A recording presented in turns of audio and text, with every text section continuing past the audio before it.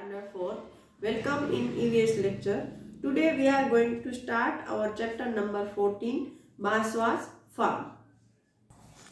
Chapter number 14 Baswa's farm मतलब किसी बासवा के खेत के बारे में यहाँ पर कुछ स्टोरी है. I am Baswa, my father is a farmer, we live in Belwanika village in Karnataka. तो ये कोई बासवा नाम का शायद बच्चा है जिसके फादर है वो फार्मर है और वो बेलवानिका नाम के गांव में रहता है जो कि कर्नाटक स्टेट में सिचुएटेड है. It is the month of July. Like every year appa my father is preparing the field to sow the onion crop.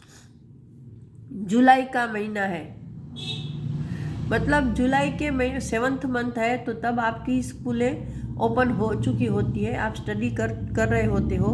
उस टाइम पर उसके जो फादर है वो ऑनियन मतलब प्याज डूंगरी की क्रॉप ग्रो करने के बारे में प्रिपरेशन कर रहे हैं. There are so many things to be done at this time. To help him I too go to the field with अप्पा. In the last few days, Appa has been using the khunti, an iron rod, to dig the soil, loosen it and make it soft. तो ये बच्चा क्या कह रहा है कि उसके फादर फार्मर है और जुलाई का महीना है फिर भी उसके फादर है वो ऑनियन का क्रॉप ग्रो करने के लिए प्रिपरेशन कर रहे हैं. तो वो बच्चा शायद स्कूल नहीं जा रहा है और अपने फादर को फार्म में हेल्प करने के लिए घर पर रुका है और उनको हेल्प करने के लिए उनके साथ जाता है. तो वो क्या बोलता है कि पिछले कुछ दिनों से उनके जो फादर है वो खुंती, देखो यहाँ पर आपको शायद खुंती दिख रही है, ये खुंती है जिसको शायद हम कुल्हाड़ी बोलते हैं. कुल्हाड़ी या फावड़े जैसा कोई हथियार है, साधन है जिससे हम ज़मीन को खोद कर उसको स्मूथ करते हैं, सॉफ्ट करते हैं ताकि अंदर हम बीज को बो सकें. In Baswas area, an implement called khunti is used to loosen the soil. What this kind of implement called in your area? Draw it and discuss.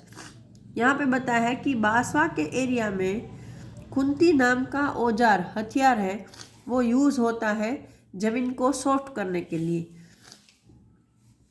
तो आपके एरिया में इसको क्या बोलते हैं? तो मुझे लगता है कि हम तो इसको कुल्हाड़ी या पावड़ा, मुझे लगता है कुल्हाड़ी जैसा दिख रहा है, पता नहीं भी पावड़ा भी 99% तो वो पावड़ा है जिसको हम पावड़ा बोलते हैं ना. कुल्हाड़ी तो लकड़ी काटने के लिए काम आती है, ये फावड़ा है जिससे हम ज़मीन खोदते हैं, राइट. तो उसको हम फावड़ा बोलते हैं और आपको उसका पिक्चर ड्रॉ करना है आपकी बुक में. ओके, यहाँ पर क्वेश्चन है find out from a farmer और some elder in your family what kind of crops are grown in your area. कि भाई आपके एरिया में कौन कौन से क्रॉप ग्रो होते हैं. तो जनरली हमारे यहाँ वेजिटेबल्स ग्रो होते हैं, फिर मूंगफली है ना, ग्राउंड नट उसकी खेती होती है. वैसे तो सब तरह की क्रॉप्स ग्रो होते हैं. चावल नहीं ग्रो करते हैं हम लोग, मकई ग्रो करते हैं, फ्रूट्स ग्रो करते हैं, वीट भी शायद कम ग्रो होते होंगे, बाजरा है. तो ये सब सारे क्रॉप, गेहूँ भी कुछ जगह पर हम लोग ग्रो करते हैं. तो मोस्टली फ्रूट्स, वेजिटेबल्स, गेहूँ, बाजरा, मग, ग्रीन ग्रेप्स ये सब हम ग्रो करते हैं. Sowing the seed. सोइंग मतलब बोना, जमीन में जब हम सीड को डालते हैं उस प्रोसेस को सोइंग बोलते हैं.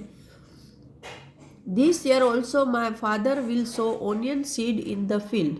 The bullock will pull the kurige and appa will walk behind them. क्या ये बच्चा बोल रहा है कि इस साल भी मेरे पापा ने ऑनियन मतलब डूंगरी प्याज के सीड है वो बोए हैं फार्म में और वो बुलॉक है, ये जो देखो यहाँ पर 2 बुलॉक्स हैं, उसके पीछे ये जो साधन है जिसको हम हल बोलते हैं उसको कुरिज बोलते हैं उसके लैंग्वेज में. तो उसके अप्पा है वो कुरिच इन बैलों के साथ जुड़ी हुई है और उसके अप्पा उसके पीछे पीछे चल रहे हैं और सीड को सो कर रहे हैं। स्प्रिंकलिंग द सीड, वो सीड को अंदर बो रहे हैं। यहाँ से दाने डाले जाते हैं सीड के थोड़े थोड़े करके। ये एक पाइप जैसा होता है और ये हल है, तो इनके अंदर थोड़े थोड़े दाने डालते हैं ताकि ज़मीन पर कुछ कुछ दाने बिखरे, बहुत ज़्यादा न बहुत कम। I would also like to do this just like my appa, but appa से that it is necessary to drop the right amount of seed at regular distance.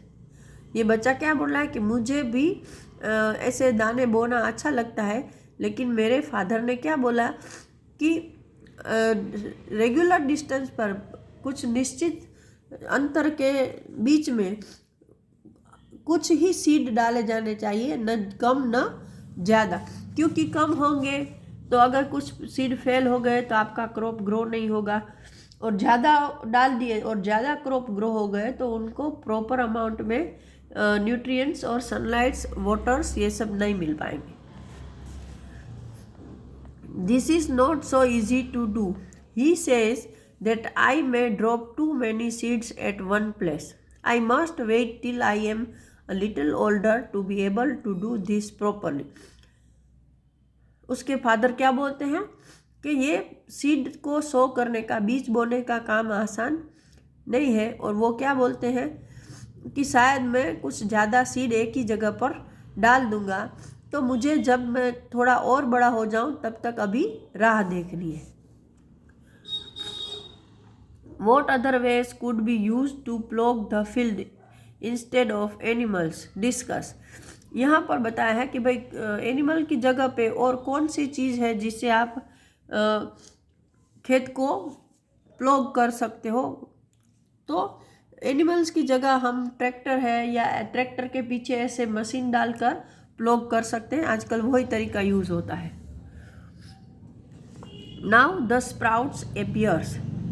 Sprouts मतलब छोटे छोटे उसके जो प्लांट है वो निकल रहे हैं। It is now 20 days since the seeds were sown. क्या बोल रहा है बच्चा कि उन्होंने जब अंदर बीज बोए थे उसको 20 दिन हो चुके हैं। The onion plants have started to sprout. Onion plant के उगने का स्टार्ट हो गया है, उसके प्लांट ग्रो हो रहे हैं, जमीन से बाहर आ रहे हैं। Along with onion plant weeds have also come up. Onion plant के साथ साथ वीड्स मतलब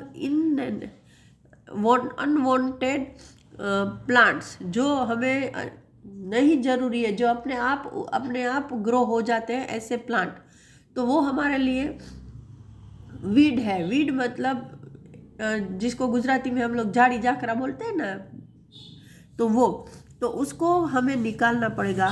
तो weeds grow in fields and gardens without being planted. Weeds ऐसे ग्रो होने वाले प्लांट है जिसको हम बोते नहीं हैं, वो अपने आप उग जाते हैं, जहाँ पे खेत होते हैं, ओपन एरियाज होता है, गार्डन होता है। Appa says that we must remove the weeds so that they do not take up all the water and fertilizers. उसके पापा क्या बोल रहे हैं कि हमें ये वीड निकालना होगा, क्योंकि अगर हम उसको नहीं निकालेंगे तो वो ये जो हम लोग ओनियन सीड को, ओनियन प्लांट को पानी और फर्टिलाइजर खाद दे रहे हैं, वो एब्जॉर्ब कर लेंगे। If there are too many weeds then the onion plants will not be healthy. Amma, uncle and I, we all help appa to take out the weeds. तो वहाँ पर बहुत सारे वीड मतलब घास फूस निकल चुका है, और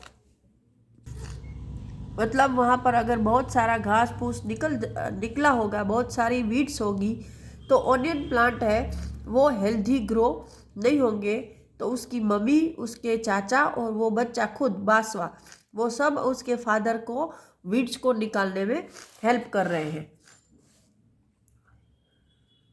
now growing plant. I am happy to see the plant growing, there are tall enough to reach my knee. वो बच्चा देख के खुश हो रहा है कि प्लांट अच्छे से ग्रो हो रहे हैं। अभी ये प्लांट इतने बड़े हो गए हैं कि उसके घुटने तक आ रहे हैं। The leaves have started turning yellow and drawing up. जो उसके पत्ते हैं वो अभी येलो मतलब पीले कलर के हो रहे हैं और सूखने लगे हैं। This means that the onion are ready to be taken out. इसका मतलब ये है कि अभी आप प्याज को जमीन में से निकाल सकते हो। ओनियन प्याज मतलब डूंगरी, वो गुजराती में आपको पता होगा। Draw any crop which you have seen in the field. अगर आपने किसी खेत में किसी क्रॉप को देखा है तो आपको उसको पिक्चराइज करना है अपनी बुक में। ओके, तो in this lecture I am going to stop over here. In next lecture we will discuss another paragraph of this chapter. Till that time, goodbye everyone.